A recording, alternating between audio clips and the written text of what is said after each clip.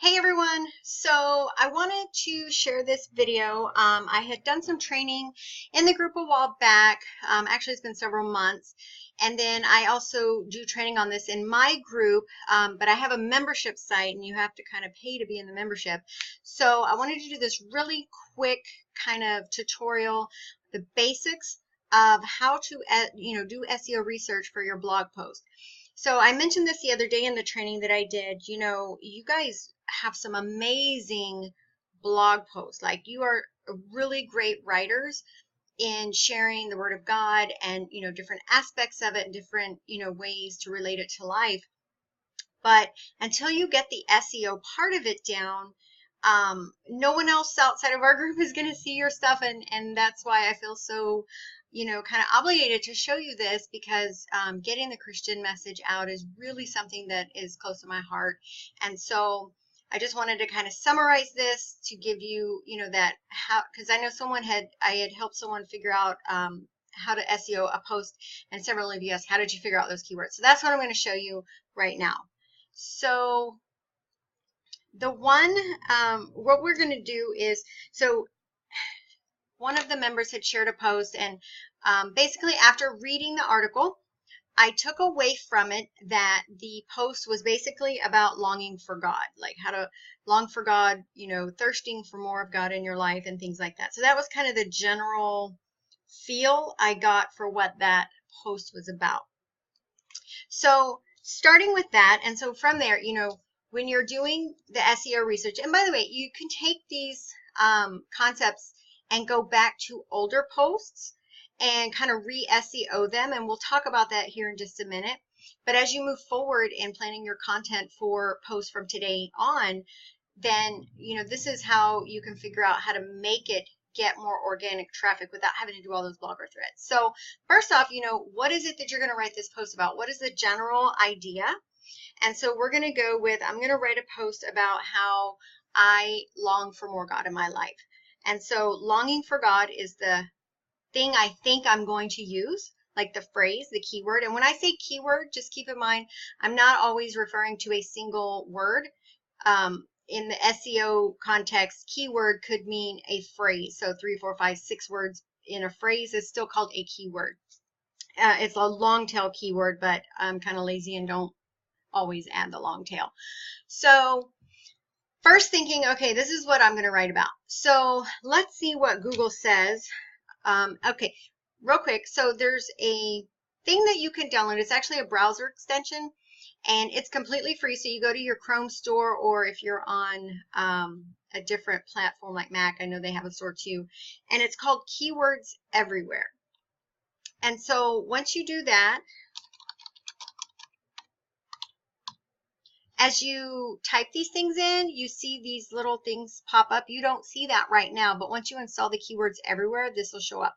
So once you hit enter and you look up here in your search box, it's going to put for the actual phrase that you just typed in, which is longing for God, what is the volume on it? And this is monthly volume. So how many times has that exact phrase been typed into a search box here in Google somewhere across the planet? So 260 is great. FYI, that means people are looking for content related to longing for God, and that's a good thing. So the other thing Keywords Everywhere will do, and it's going to vary depending on what keywords you type in, but it's going to give you this little box here with some additional like related variations of things that people are searching for that's related to what you just typed in. And then the other thing you want to pay attention to is this search is related to, that's part of the Google, not, this is Keywords Everywhere, and then this is Google. So when thinking of, like, if it's something that could be a wide range of a topic, this can kind of help you further narrow down what more specific things in that realm are people searching. So if you've already written a post on longing for God, you could do your next post or another post on one of these, not the ones with zeros. So what this means is this is the monthly searches. How many times that phrase has been searched in the month, in the last 30 days. The middle one with the $sign is what the average, what people are paying for ads using that keyword for the ad. And then the last number, so like this one is 0.07. So this would be considered low competition. That means no one else is really competing with you for those keywords, that phrase, as it relates to ad space. So it's not so much about competition amongst other bloggers writing a blog post about it. That competition is related to competing for the ads. And so when you're competing for ads, you know, that's where sometimes this price will go up or down. And so you're always going to want to look for something with, you know, higher volume when possible, but not like extremely high, like not in the millions. And usually your high super, and we'll get into this in Google Keyword Planner in a minute, but you know, if you're getting a search of like 1 million a month, typically that's going to be like a 1, 2, maybe 3 word phrase.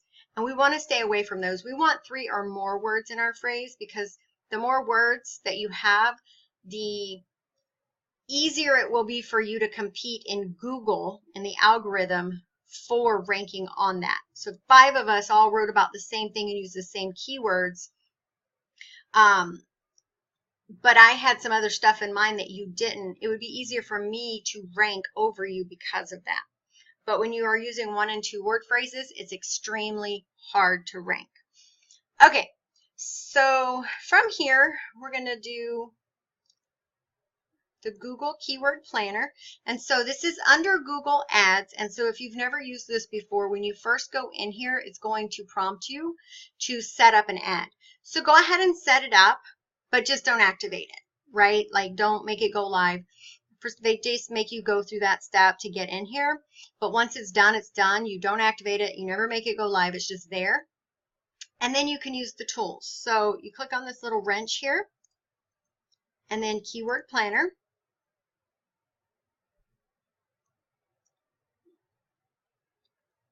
And then find keywords. So the word we were going to use, and you can put up to 3 of them in here. I always just kind of go with 1. And so immediately this is what will come up. And so typically it'll be the exact phrase that you wrote here will be the first one with its ranking. And so you have your volume and then competition. So obviously, like I said, we want ones that are low competition.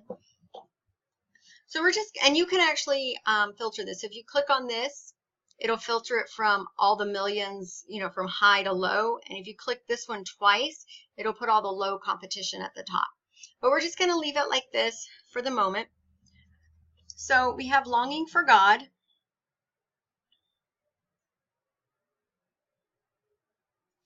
And we're going to scroll through here for other ones that are kind of related to that exact phrase.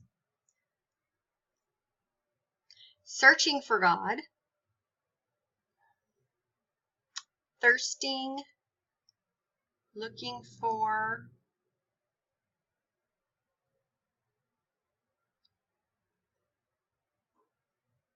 How to see God in real life. What does it mean to know God? And so you're basically wanting to get a nice list of maybe 5 to 10 possibilities. And then you're going to go back and kind of review. Let me open this up.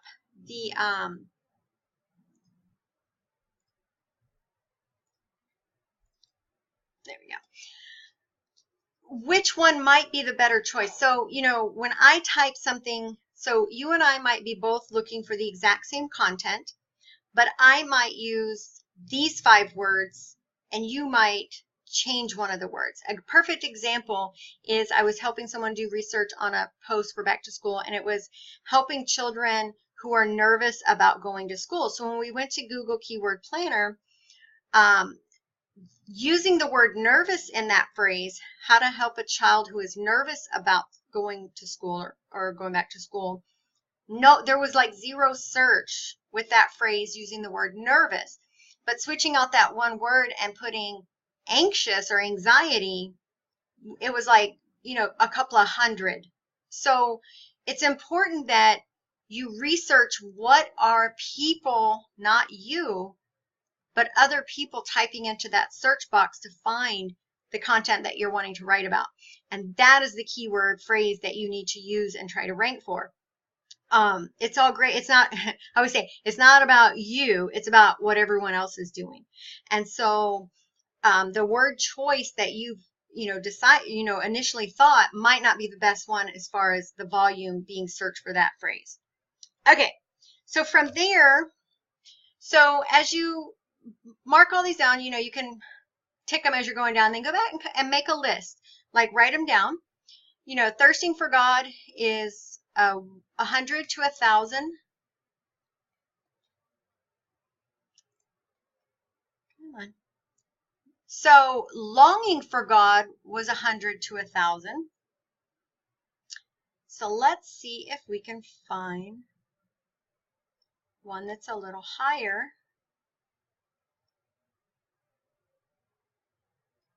So like how to see God in real life, that one was a little lower.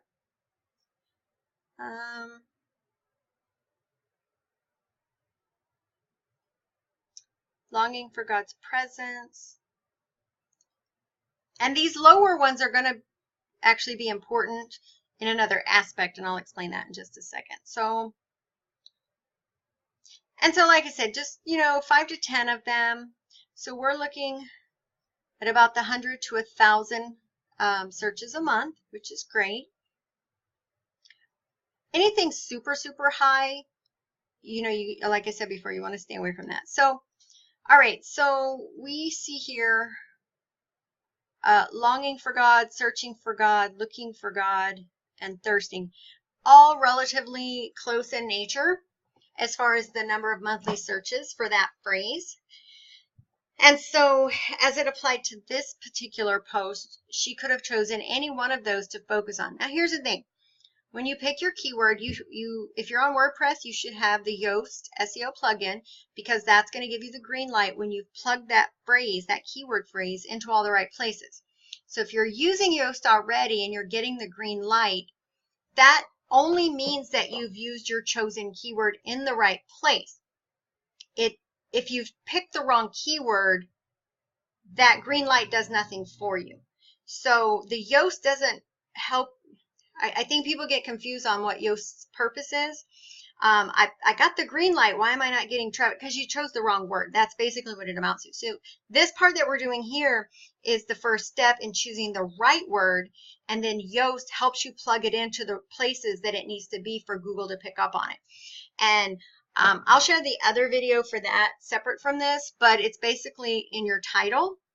The full phrase that you're trying to rank for should be in your title, along with some other words to make it, dress it up. In your H2 and H3 headers. So the full keyword should be in your first H2 header and your first H3 header, or at least one of them, maybe not the first one. And then, of course, a certain number of times within the content itself, naturally, like don't keyword stuff it, make sure you can use. And that's another thing, when choosing the word, you might find one here that's like, oh, it has a good a high volume, low competition. You're like, that's the one I want because it's the highest. But can you use that phrase naturally in a sentence without effort, and use it more than one time? Certain ones may only be good for a heading, but wouldn't necessarily work in a sentence. So you have to think about that too. And when you choose it, you need to choose one that you can use, because how many times you use it in the entire post will depend on how long your post is. So it's a ratio, and Yoast tells you that at the bottom. It'll say, 0.2%, it's been found 5 times. So if it hasn't given you the green light, you have to go back through and kind of add it here and there a few more times. And then the other place is when you save images that you're going to upload into the post, the file name for the image needs to be the SEO keyword phrase. And so if you're uploading 3 images, when you save those images to your computer, it would be Longing for God 1, Longing for God 2, Longing for God 3. The file name needs to have the SEO keyword in it. Okay, so you've chosen the one, so you've written all these down, right? And then you've chosen the one that's going to be your main one. That's when you're going to focus the entire content around. You also need to select maybe 5 or more of these other ones. And these can be, 2-word, 1-word, 4-word, even longer, and use those once or twice. Say pick 5, just if you need like a set number. So you have your main one, pick 5 more that you've kind of gone through here and pulled out, and they might not be the exact looking for God variations, but God of knowledge, other of these phrases that are ranking well that you can insert naturally in the sentence. And so let me show you. When you do a search for most things, let me see.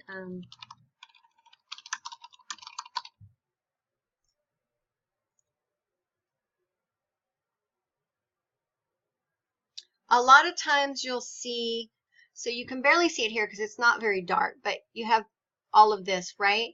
But then does the Bible is in bold. So these are the related keywords that relate to the main topic.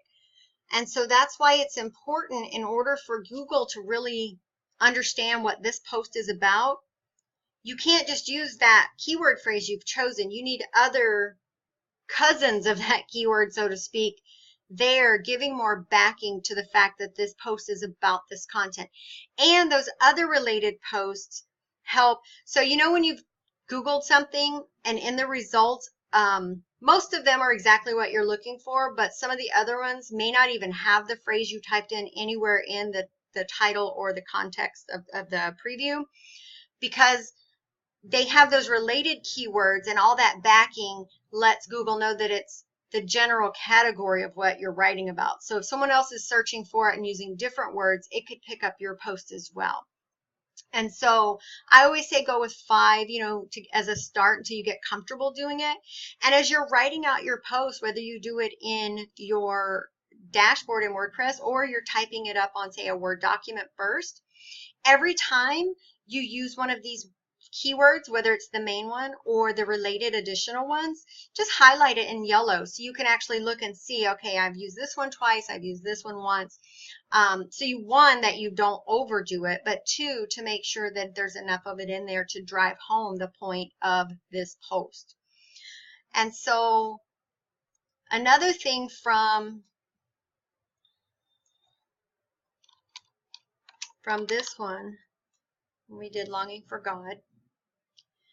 This can also give you ideas on to help you with your title, seeing how they're, and like here, thirsty for God, and longing for God. Those are both in the title, and it ranked at the #1 spot. But just sometimes it's hard when okay, here's my keyword. Now, how do I make a blog post title out of it that doesn't sound crazy? What other words can I put on it? This just simply gives you an idea of what other posts on that topic are using for their titles, and then you can kind of use that for inspiration. Of course, list posts always do well, 15 Bible verses about, how-to posts if it relates to what you're writing about, and so forth. Let me tell you, and this last month has been proof after proof after proof. So one of our members, I just actually got off a webinar, a Zoom session with her, talking about how she was doing good to get 40 hits a day to her site organically, and now she's getting in the hundreds, not just 100, like a couple of hundred, because she started implementing these strategies and actually focusing on the SEO. Another member of mine in my group, she does like educational for young youth, early learning kind of stuff. So just off the bat, you're like, well, she's going to be competing with some of the major parenting / educational websites, right? Like corporate websites, parenting.com magazine's website or whatever. Well, a lot of people, and when we initially did the search, that's all that was coming up was like major company websites, or websites with blog posts or educational information. So this morning, after we did our training a couple of weeks ago, and she's been working hard, re-SEO'd the post, and as of today, she was ranking. It was something about why you shouldn't use a toddler sippy cup, right? So you would imagine that would have like a lot of competition, but she used the entire phrase, like almost a full sentence, as her keyword. And then she went back and added all those additional related keywords to back up the topic of the post. This morning she was like number 6 on page 1 of Google when you type that into the search bar. You know who was number 7? Parenting.com. Like, she ranked above them because she put enough juice, in the post to give backing to that topic. So, it might be a little overwhelming at first, but the bottom line is when you're choosing your SEO keyword, the biggest thing to remember, what you choose needs to be something that someone would actually type into the search box. So, 1 or 2 words usually is not it. When someone's really looking for like what does the Bible say about? So if you were writing a topic post about what does the Bible say about, I don't know, I helped one person do, what does the Bible say about loving God and gay people? Or what does the Bible say about being a female minister? The female minister one, she had SEO'd her post for female minister. Well, if I typed in female minister into the Google search, I would expect to get results of bios on female ministers, not scripture based about what the Bible says about it. And so it was when she's gone back and changed it, and is waiting to see how those rankings change. So you have to put the exact, even if it's like 5, 6, 7 words, that has to be the keyword that you choose. And then you have to figure out how to fit that naturally into what you're writing. And you may need to revise what you had planned because, the direction you were planning to write the post may take a turn once you get in here and research, and it may give you more ideas of things you can also write about, because all those related keywords, even though they're relating to the thing you're looking for now, they could give you some inspiration for additional posts that you can write about, that will also rank well, in that category, if that makes sense. So that's all I wanted to show you. It's not super hard. Now, there's a lot more to SEO when you talk about backlinks and DA scores and all that, but that's like way later. I'm telling you, I have bloggers now who've literally in the last month and a half have like seen organic traffic that they thought was never going to happen. Like, the only traffic they got before was from the blogger share groups, and now they're backing off of that and seeing actual traffic to their websites because people found them in a Google search. So if you have any questions, just comment below or send me a message.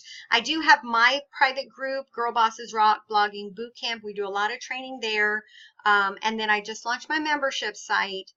It's $10 a month, and we do a lot of this training with a lot of feedback on webinar and group settings. And it's like basically group coaching for $10 a month. So, but again, I'm here to help. I love your content, and I just really want to help you ladies get it out there, because I think the world, the world is looking for Jesus. So thanks so much, ladies. Have a great afternoon.